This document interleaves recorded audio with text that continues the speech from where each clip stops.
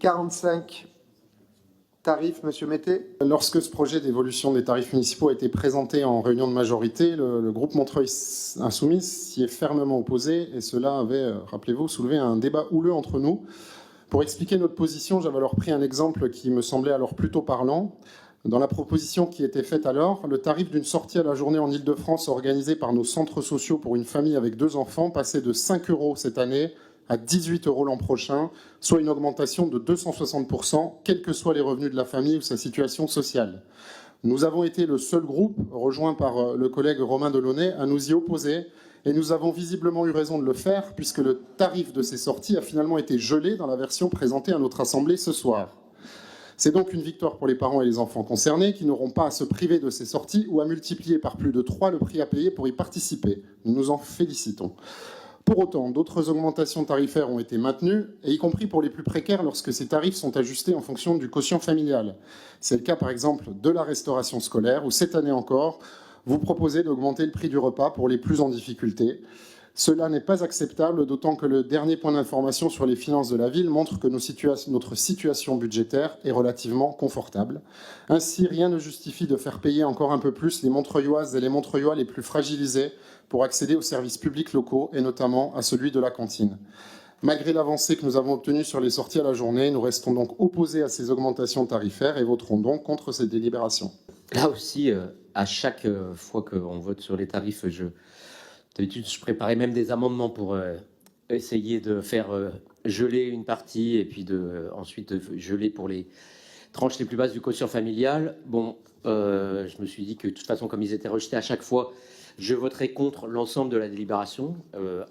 D'ailleurs, sur des principes assez proches de ce que vient de dire Thomas Métet. Il y a un point supplémentaire, c'est que je trouve que pour 2026, il y a un côté très antidémocratique à faire voter maintenant des tarifs du 1er septembre. Autant pour le 1er janvier, il faut bien qu'on continue, etc. Pour le 1er septembre, c'est-à-dire 9 mois, quand l'année sera commencée depuis 9 mois, quasiment 6 mois après les élections, je trouve ça particulièrement...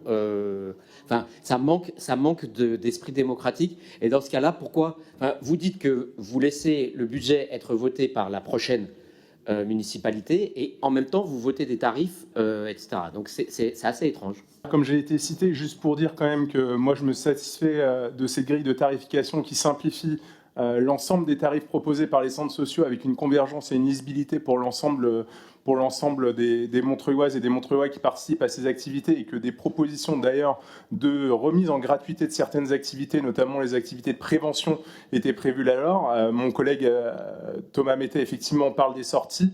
Moi, je suis content que ce dialogue fécond et le fait qu'on ait ce débat en majorité a permis de maintenir les tarifs qui étaient existants et qui permettront aux Montreuilloises et aux Montreuillois, en tout cas sur la partie sortie, de bénéficier de tarifs avantageux pour des sorties qui sont pour beaucoup de familles l'une des seules sorties qu'ils font annuellement. À Montreuil, en dehors de Montreuil, tout le monde est d'accord, que ce soit les enfants ou les familles. Je suis mère de famille, donc bien placée pour le savoir. Les enfants qui ont fait leurs études ici, qui sont ailleurs, sont tous d'accord sur la qualité et ce qui est fait pour les enfants à Montreuil, que ce soit les enfants qui ont les moyens ou qui n'ont pas les moyens. Tout le monde peut avoir accès à tout ce qu'il faut parce que la mairie de Montreuil fait tout pour ça. Première remarque, c'est que nous avons pris la décision de voter une augmentation annuelle des tarifs chaque année pour la raison suivante. Lorsque dans les années précédentes, dans les mandats précédents, lorsqu'on ne votait pas chaque année une petite augmentation, on se retrouvait au bout d'une dizaine d'années avec des grosses distorsions de tarifs qui posaient un problème et qui occasionnaient des augmentations beaucoup plus fortes. Et donc, il nous a semblé raisonnable de faire petit peu par petit peu, plutôt que de procéder par grands sauts, comme cela se faisait dans la période précédente.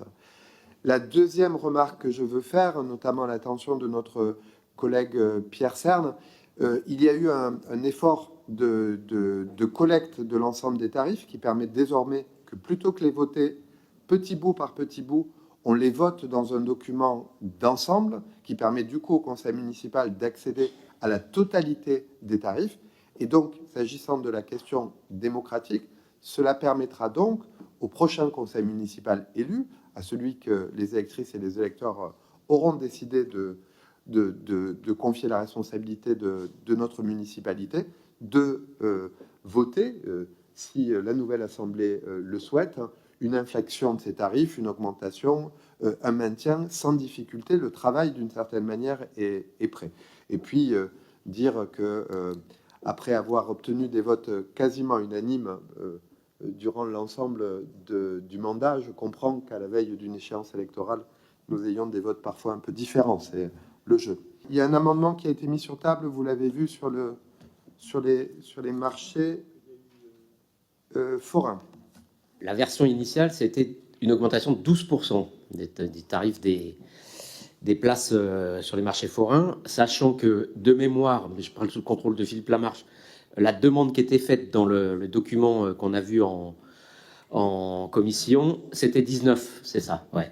Qui demandait 19, finalement c'était descendu à 12, alors que dans le contrat de SP, c'était de mémoire 3,8 ou quelque chose comme ça.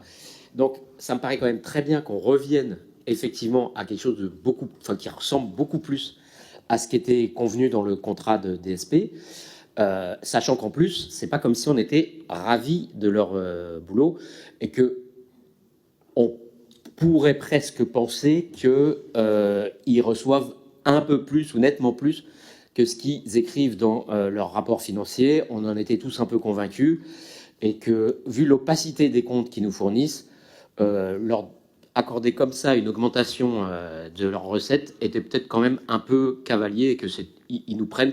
Je crois l'expression qu'a utilisée Philippe Lamarche, c'est qu'il faut qu'ils arrêtent de nous prendre pour ce qu'on n'est pas. Voilà. Et pour une fois, je suis entièrement d'accord avec lui. Tout arrive. L'amendement qui est contre, qui s'abstient. Donc l'amendement. Alors 1, 2, 3, 4. Merci beaucoup. L'amendement est adopté. Je m'envoie la délibération totale. Qui est contre? 2, 3, 4. Qui s'abstient? Proposition adoptée. Je vous remercie.